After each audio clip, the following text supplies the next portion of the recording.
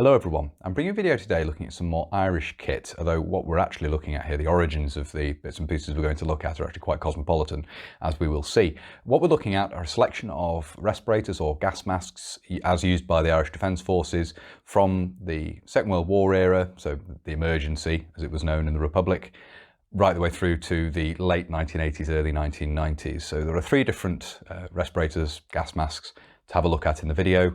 And we're going to have a look at each one in detail, and we'll look at the three of them compared as well. That's what we're going to have a look at now. So these are the respirators or gas masks we're going to talk about. On the left here we have a British General Service respirator. In the middle here we have the Skidmask 51. My pronunciation will be terrible. It's a Swedish gas mask. And then we have the Israeli M15 on the right here. And this is a progression left to right of the sort of date of issue of these, and we have the carriers for them as well, the typical carriers for these, as far as I'm aware. Now there will be quite a lot of gaps in the information presented here because there isn't a lot of information available from primary or secondary sources that I have access to regarding this. I'm sure there will be those who can provide further information in the comments, and as always that is greatly appreciated. But I'm going to pass on the information I have in the hopes it stirs up some discussion on this, because it's something I'm keen to learn more about. And from that perspective, it would be good to hear from people. So we will have a look at these various respirators or gas masks in a bit more detail, and I'll give you the information I have and point out where there are holes in my knowledge and where I'd certainly be very grateful of further information going forward. So the first respirator or gas mask we'll have a look at in a bit more detail is the British General Service respirator, which we have here, the facepiece of which I've removed from the carrier so we can have a look at it. In fact, well, I've removed the entire thing from the carrier so we can have a look at it. The haversack, the canister is a little bit of a tight fit in here. Obviously it is supposed to stay within the haversack, but we'll remove it to have a look at it. I can pry this out of here gently. So this is a relatively early example of the General Service respirator. We have the buff filter here. Later these of course would change to a dark brick red. This is dated 1938, as you can see, and the facepiece is also a relatively early example. You can see here this is dated 39 and is actually made of red rubber, as you can see inside. Later this would switch to black, of course. So relatively early facepiece and canister here. I've covered these in more detail on other videos, basically looking at them from the British perspective. This is just one example of a British General Service respirator. As I understand, were issued to Irish forces, procured and issued to Irish forces during the emergency in Ireland, the state of emergency declared in Ireland, and then on after the war as well. These were the respirators, the gas mask issued to Irish forces. That's my understanding. So we have that there, the canister, of course, with a hose leading up to the facepiece. You have the exhale valve on the facepiece here. The eyepieces, originally these would have been fixed. These are the slightly later screw-in eyepieces you can see there. The head harness at the back here with the elastic. It's a little bit perished, unfortunately, but you can see the 6 points of support on the back of the facepiece there, leading up to this rubber pad that sits on the back of the head. So those are the basic features which are typical throughout the range of British General Service respirators. The details change. Of course, later you'd have the different facepiece with no stockinette cover on it, of course, and you also see black rubber hoses as well without the covering, of course, as the design was developed and changed during the Second World War. The haversack we have for this here is a Mark VI example, so it has a separate flap for the compartment on the front here, which is designed to carry cotton waste, eye shields and the anti-gas ointment in a tin or earlier in a glass jar and later in a tin, as we have in here. And then the main compartment, which has further subcompartments in there, and of course space for the canister and the facepiece in there. The string, of course, is for when this was carried at the alert and could be tied around the body to secure this in place and stop it from flapping around. You can see that there comes down to a D-ring, and there's another D-ring over here. And you have an adjustable shoulder strap with hooks at both ends. Now there were various marks of these haversacks. The Mark V is a little bit different, and obviously had the Mark VI after this. There is evidence of, I think, all three designs being used by Irish forces, though happy to be corrected on that. But certainly this was the British respirators and haversacks were certainly used by Irish forces and were adopted by them. So this is one example of that, as I say, relatively early example for interest's sake.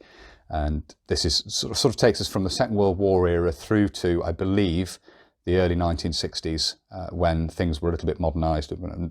Again, Ireland would look overseas for a new design of gas mask to introduce to replace the British General Service respirator. We'll have a look at the replacement now. So here we have what I understand to be the replacement for the General Service respirator, and that is the Swedish Skidmask 51. And the pronunciation is probably terrible there, so my apologies for that. So here I have what I understand to be the replacement for the General Service respirator, and that is the Swedish Skidmask 51. I'm not sure what the Irish designation for this was, or indeed for the General Service respirator that we've just looked at. I don't know if they use different designations.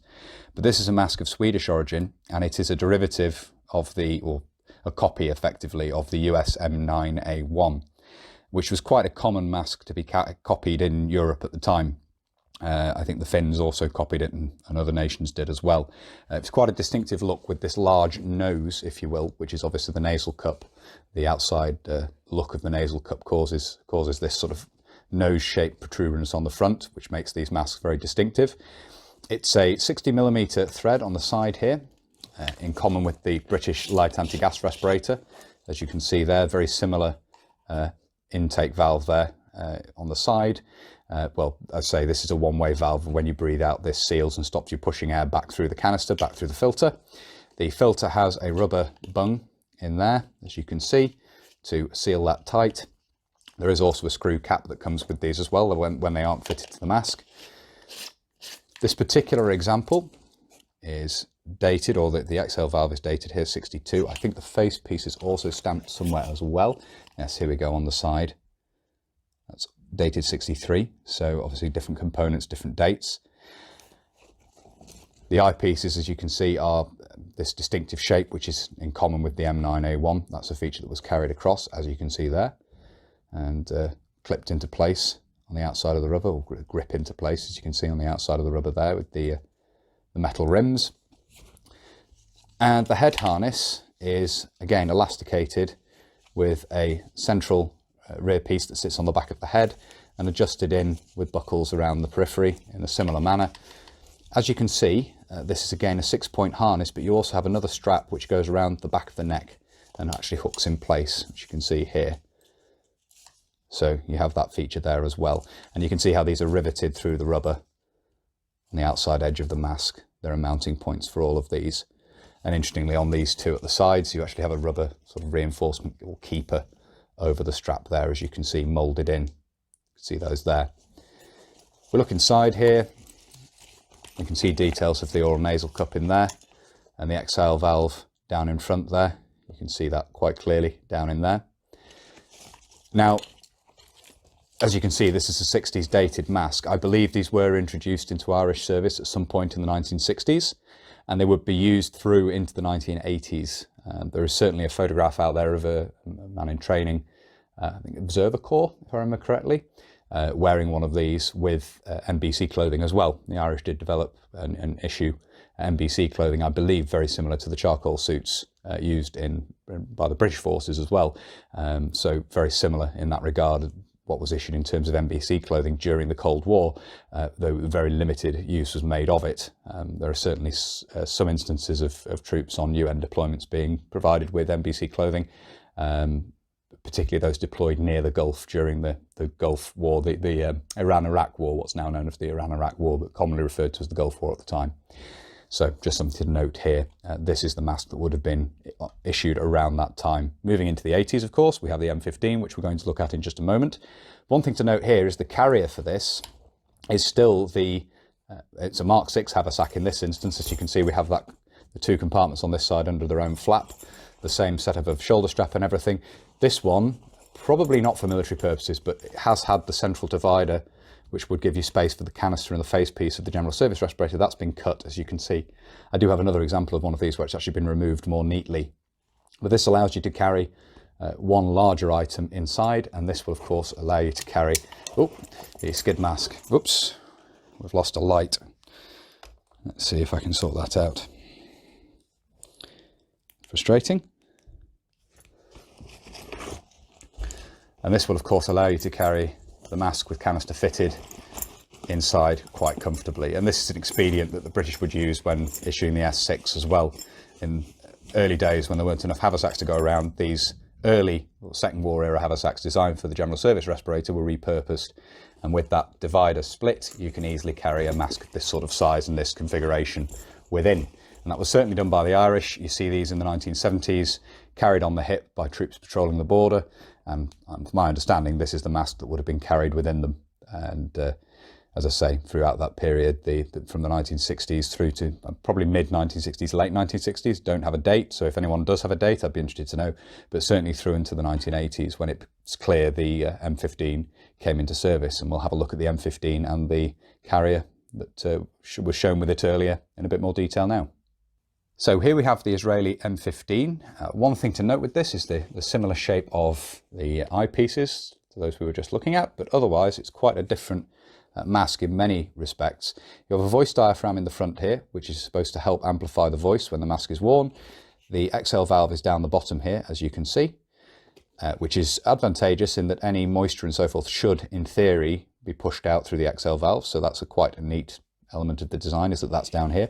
And obviously you have the canister in front, which has its own issues, but it does mean that you can shoot ambidextrously while wearing this mask. The canister doesn't get in the way, as it does with the skid mask, which we were looking at previously. And this is a 40mm NATO thread.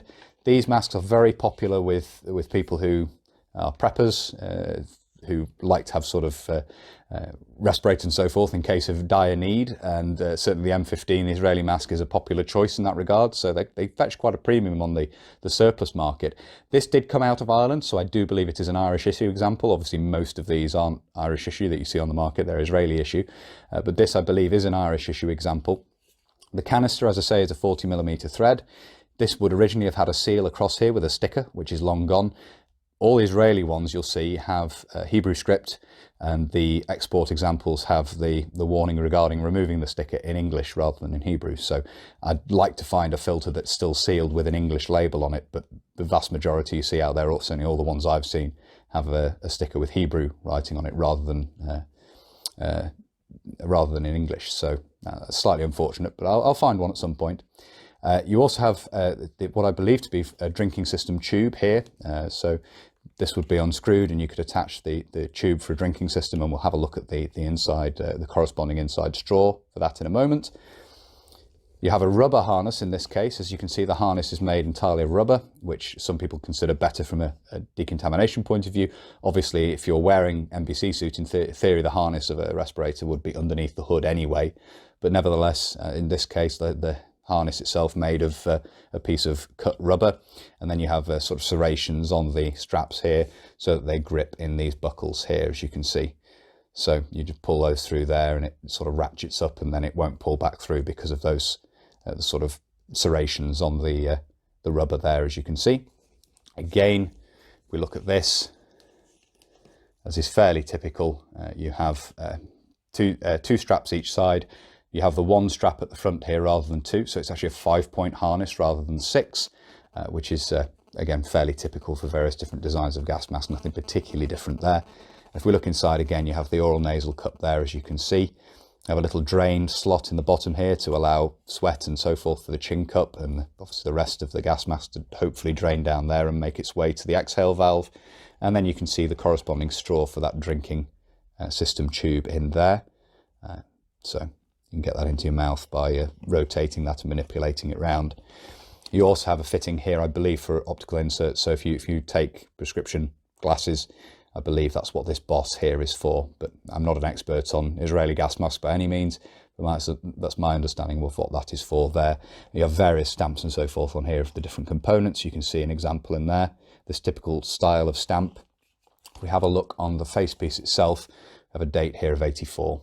you can see there. And it's my understanding these were introduced in the mid to late 1980s. You certainly see in footage the carrier on the belt of the 1958 pattern equipment starts to show up in footage from about 87 onwards that I've been able to see.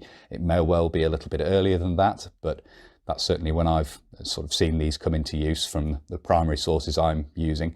If anyone has further information on that, can nail a date down, I'd be very interested to know. This is the carrier that was initially used with these gas masks. And as you can see, it's quite small. It's made of a single layer of nylon, sort of just doubled over around the neck there, as you can see, very simply stitched together with a lid made up again of nylon with a section stitched in there and a piece around that's been stitched over, a single snap or press stud, and then Velcro around the inside of the lid there, and then two pieces of the pile Velcro, so the hooked Velcro around the lid and pile Velcro here to sort of fasten this together. However, you can't fit, I have tried various different configurations, even sort of with it squashed in that way, it's very difficult to fit the gas mask in with the canister fitted. So I found the best way of doing this, certainly for my purposes for storing it, is to put it in like that. But I just can't think that's particularly practical if you had to withdraw this and then fit the canister. So if anyone can advise on some magical way of getting this into the carrier, see, even with it folded in, as you can see, it ends up pretty full, even with the canister stowed inside the face piece. So I don't know, someone may be able to clarify on that, but that's what this looks like. I won't fasten this press stud up because it's a little bit awkward, but that's what this looks like once it's inside the carrier. Looks something like that, and then there's a belt loop on the back through which you can just fit a 1958 pattern belt, and it can be carried easily on the belt like that. So later on, these would be carried in the pouches of the PLCE equipment, moving into the 1990s when the Irish Army introduced the personal load carrying equipment. This respirator, this gas mask, would carry on in service. I believe these have now been replaced by the FM12, possibly, one of the Avon line, similar to the S10, but that goes beyond my sort of area of interest, really. This taking us through to the early 90s, sort of fulfills my interest in the Irish Defence Forces, and so I've stopped with this. I've not collected any respirators that I believe were issued more recently by the Irish Army, but as I say, that takes us through to basically the end of this timeline. So we'll just have a quick look at the overview here again. Obviously we've had a look at these in a bit more detail now, but we have a British General Service respirator on the left here, the Skid Mask 51, as I say, and then the Israeli M15 at the end here. And as I say, that takes us from the emergency, the Second World War era, through to the end of the 1980s and heading into the 1990s, with the exception, of course, that in the 1990s you see the introduction of the PLCE, the personal load carrying equipment, which then has a different carrier for this mask as it carries on in service. So I do hope you found this video interesting. As I say, there's a lot of gaps in the information, unfortunately, but I've nevertheless tried to piece this together as best I can. And as I always say with these, if anyone can provide further information, I'd be very interested to hear from you. And it may well be that I make an updated video at some point in the future if more information comes to light, but I'm not aware of any decent sources on this, so I've had to rely on limited primary sources available, such as photographs and a little tidbits of information here and there. So as I say, unfortunately a little bit patchy, but nevertheless hopefully of interest. If you have found it interesting and you'd like to see more of this sort of thing, please do consider subscribing to the channel if you haven't already. And whether you're newly subscribing or you've previously subscribed, please do make sure you hit the little bell, the notification button down below. That will of course alert you when I upload future videos. If you really like my uploads and you would like to support the channel, you can. Both Patreon and PayPal are linked down below. And as I always say, a very big thank you, a huge thank you to everybody who supports the channel using those two methods. It really is greatly appreciated. Thank you all very much indeed. If you'd like to follow the channel on social media, you can. Facebook, Instagram and Twitter are all linked down below. And if you'd like to get in touch with me but you don't really use social media, there is of course an email address in the description as well. That's everything for this video. So until next time, bye for now.